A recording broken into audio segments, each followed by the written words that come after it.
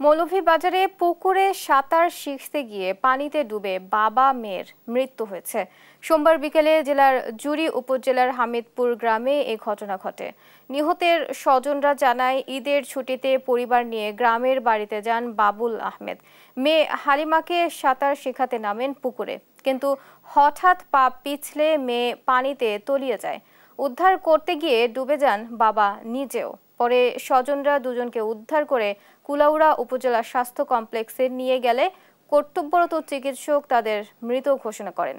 মৃত্যুর সময় বাবা বাবুল আহমেদের বয়স ছিল 60 আর মেয়ের 18। মেয়ে হালিমা ঢাকার ভিকারুন্নেসা নূন স্কুল অ্যান্ড কলেজের শিক্ষার্থী। 26 জুন থেকে শুরু হতে যাওয়া এইচএসসি পরীক্ষায় তার অংশগ্রহণের কথা ছিল।